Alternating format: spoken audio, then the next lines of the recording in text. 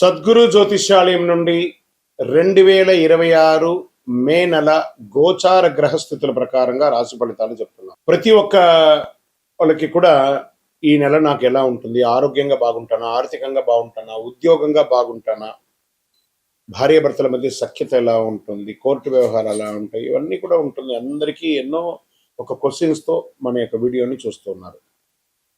జాతకం పడుతున్న వర్షానికి ఒక గొడుగు మాత్రమే కానీ జాతకం జీవితం కాదు. మీరు మిమ్మల్ని నమ్మండి, మీ యొక్క కులదేవాన్ని నమ్మండి, అన్ని చక్కగా జరుగుతుంది. మళ్ళీ మా ద్వారా జాతకం చాలా మంది చూస్తున్నారు, తెలుసుకుంటున్నారు కదా. 21 వయసులోపు ఉన్న వాళ్ళు జాతకాలు చూడకండి. మీరు ఎదుగుతున్నటువంటి విద్యార్థులుగా ఉన్నారు. 60 సంవత్సరాల తర్వాత ఉన్నవాళ్ళు జాతకం చూడక్కర్లేదు. ఎందుకంటే మీరు అన్ని రకాలైనటువంటి మంచి చెడు జీవితం అన్ని చూసేసారు కాబట్టి మీరు దైవ సమానులు. జ్యోతిషాస్త్రరీత్యా ద్వాదశ రాశుల్లో 9వ రాశి అయినటువంటి ధనుసు రాశి మిత్రులారా, 2026 మే నెల మీకు శుభాశుభ ఫలితాలు ఎలా ఉన్నాయి?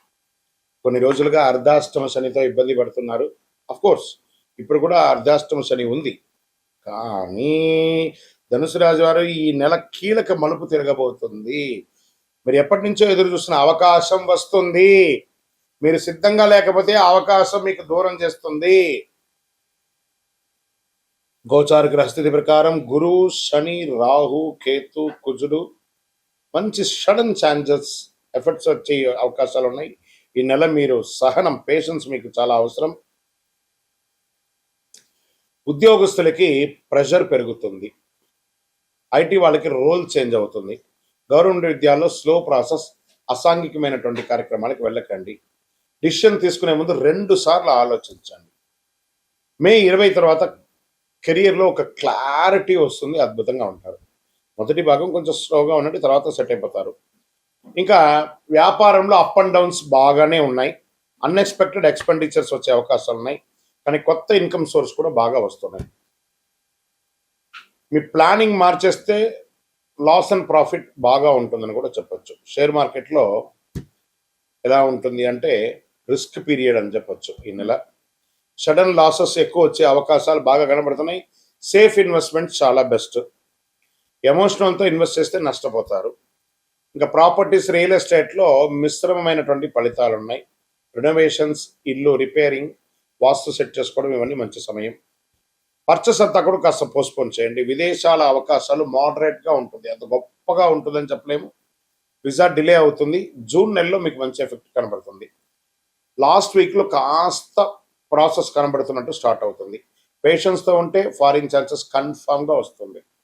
రాజకీయాల్లో కొంచెం బాగా స్ట్రగుల్స్ ఉన్నాయి ఈ నెల, జాగ్రత్త. రికగ్నేషన్ కాస్త లేట్గా వచ్చే అవకాశాలు ఉన్నాయి. ఇంకా సినిమా వాళ్ళకి ఈ నెల అన్నిట్లోనూ కొంచెం దూరంగా ఉండండి.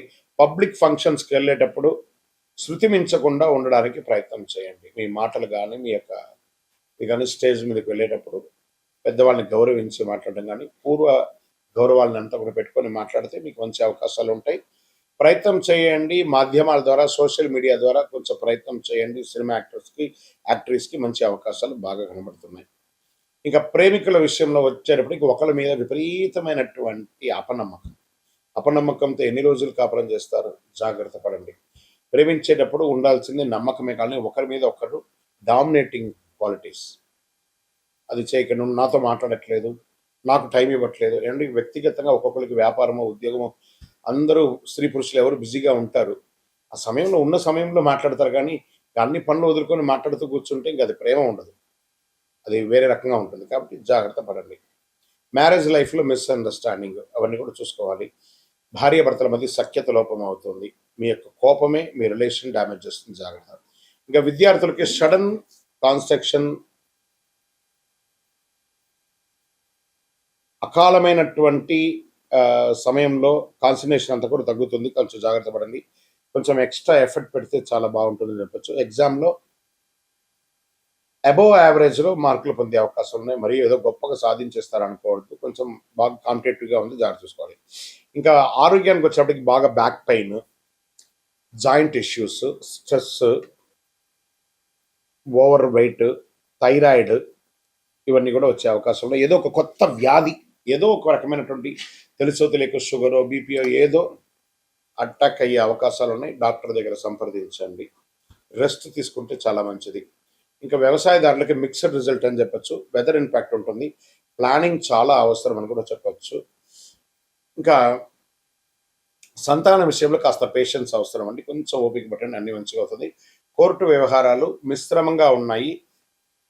లాస్ట్ వీక్లో కొంచెం ఫేవరబుల్గా ఉండే అవకాశాలు ఉన్నాయి. ఈ నెలంతా మీరు చేయవలసినటువంటి పరిహారం అంటే, మీకు అర్ధాష్టమ శని నడుస్తుంది కాబట్టి శని భగవాన్ని ప్రార్థన చేసి ప్రతిరోజు ఒక 19 ప్రదక్షిణాలు నవగ్రహాలకి చుట్టూ తిరగడం, గురు భగవాన్ని ప్రార్థన చేయడం, 100 నిమిషాలు ఓం గురువే నమః అని చెప్పడం, ఓం శనైశ్వరాయ నమః అని చెప్పడం, పేదలకు అన్నదానం చేయడం, చలివేంద్రాలు ఏర్పాటు చేయడం, ఒక నల్లని రంగు 9 అనే ఒక సంఖ్యతో ఉన్నటువంటి సైజు ఉన్నటువంటి చెప్పుల్ని ఏమైనా స్ట్రేంజర్స్కి పేదవాళ్ళకి దానంగా ఇవ్వండి. చలివేంద్రాలు ఏర్పాటు చేయండి. నవగ్రహాలకి ప్రదక్షిణం చేయండి. మీ వయస్సు ఎంత ఉందో అన్ని దీపాలను మీకు ఇష్టదైవం కులదైవం దగ్గర ప్రార్థన చేయండి. ఇంకా ధనుసు రాశి వారికి నెలంతా కూడా పరీక్ష, ఒత్తిడి, స్ట్రెస్, పేషెన్స్, డిసిప్లిన్ ఇన్ని మిక్సింగ్తో విజయం సాధిస్తారు. ఇంకా మీ యొక్క వ్యక్తిగత జాతకం కొరకు మీ యొక్క పేరు, date of birth, time of birth, place of birth, మీ పరిసర ప్రాంతాల్లో ఉన్నట్టు గురువుల్ని సంప్రదించి తెలుసుకోండి.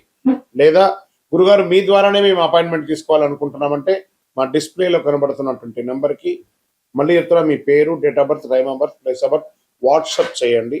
మా అడ్మిన్స్ మీకు రిప్లై ఇస్తారు, మీరు పొందవచ్చు. గురుగారు ఒక శక్తివంతమైనటువంటి ఆధ్యాత్మికమైనటువంటి వస్తువు మాకేమైనా మా జీవితానికి ఏమైనా ఇస్తున్నాడంటే, అతి శక్తివంతమైనటువంటి ఒక 48 రోజులు పూజ చేస్తున్నటువంటి సుదర్శన హోమాలు చేసి సుబ్రహ్మణ్య భుజంగం చేసి పారాయణంతో చేసి సిద్ధంగా ఉన్నటువంటి కంగాళి మాల, ఇది కావలసిన వారు మాకు వాట్సాప్ చేసి కాల్ చేసి మాతో మాట్లాడిన తర్వాత పొందండి, విజయోస్తు. మీ జీవితంలో సంపద, తరగని సంపద, విజయం, అదృష్టం ఇవన్నీ పొందాలనుకుంటున్నారా?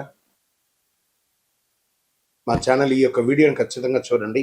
అక్షయ తృతీయ 2026 ఏప్రిల్ 19వ తారీఖున మరియు ఏప్రిల్ 20 కొంతసేపు కొంత ఉంటుంది, కానీ పూర్తిగా ఉభయ తెలుగు రాష్ట్రాల్లో 19వ తారీఖున అక్షయ తృతీయ ఆదివారం వస్తుంది.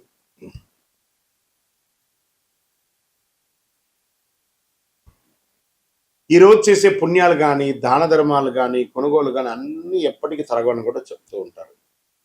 అక్షయ తృతీయ అంటే ఏంటి అసలు? అక్షయం అంటే ఎప్పటికీ తగ్గని, నశించని అని అర్థం. తృతీయ అంటే వైశాఖ మాసంలో శుక్లపక్షంలో 3వ రోజు అని కూడా చెప్పచ్చు. ఎన్నో ముహూర్తాలు జరుగుతూ ఉంటాయి. శ్రీ మహావిష్ణువు పరశురాముల వారి యొక్క అవతారం, దశావతారంలో పొందినటువంటి రోజు కూడా అక్షయ తృతీయ. మహాభారత రచన ప్రారంభమైంది, మహాభారతం ఈ యొక్క అక్షయ తృతీయ రోజే. భగీరథుడు గంగమ్మను భూమికి తీసుకొచ్చినటువంటి రోజు కూడా ఈ యొక్క అక్షయ తృతీయ. దీన్ని సర్వసిద్ధి దినము అని అంటారు. ఈరోజు ఏ పని ఎక్కువ చేస్తే చాలా మంచి ఫలితం వస్తుందంటే, పరోపకారార్థే ఇదం శరీరం, ఇతరులకు సహాయం చేస్తే అది 1000 రెట్లుగా తిరిగి వస్తుంది.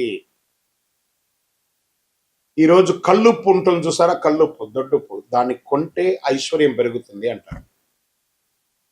రాక్ సాల్ట్ అది కొనండి.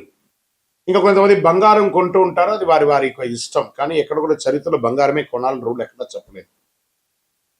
లక్ష్మీదేవి అనుగ్రహం వస్తుంది.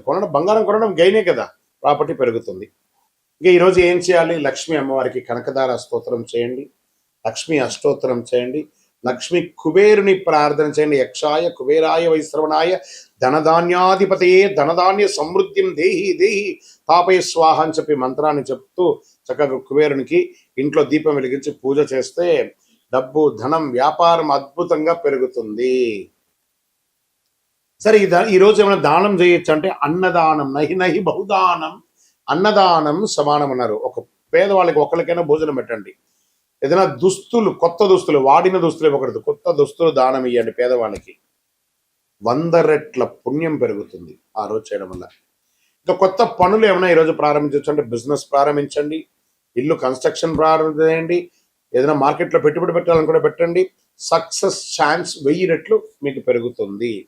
సరే, ఎలా పూజ చేసుకుంటే బాగుంటుంది? ఈ యొక్క అక్షయ తృతీయ రోజు ఉదయం లేచి చక్కగా తైలాభ్యంగన స్నానం చేయడం, గడపంతా కూడా కడిగి చక్కగా బొట్లు పెట్టడం, ముగ్గులు పెట్టడం, మగవాళ్ళు స్త్రీ పురుషులు ఎవరైనా కూడా కలిసికట్టుగా ఈ పండుని కూడా ఆడవాళ్ళు ఒక పని, మగవాళ్ళు ఒక పని చేసుకొని పెట్టడం, మంచి తీపి వంటలు తయారు చేసుకోవడం, దేవుడి ఇంట్లో చక్కగా పాత పూలన్నీ తీసి విగ్రహాలు ఏమంటే కడిగేసి చక్కగా బొట్టు పెట్టేసుకోవడం, దీపం వెలిగించి పువ్వు పెట్టడం, మంచి ఎర్రని పుష్పాలు, తెల్లని పుష్పాలన్నీ కూడా తీసుకొచ్చి ప్రార్థన చేయడం, శ్రీ మహాలక్ష్మీ నమః, కుబేరాయ నమః అని చెప్పుకుంటూ ప్రార్థన చేయడం. చివరిగా కొద్దిగా నైవేద్యం బెల్లంతో కానీ దాంతో పాయసం ఒకటి చేసి అమ్మవారికి స్వామివారికి ఎక్కించేసి కొంతమందికి తెలిసిన వాళ్ళకి ఇవ్వండి.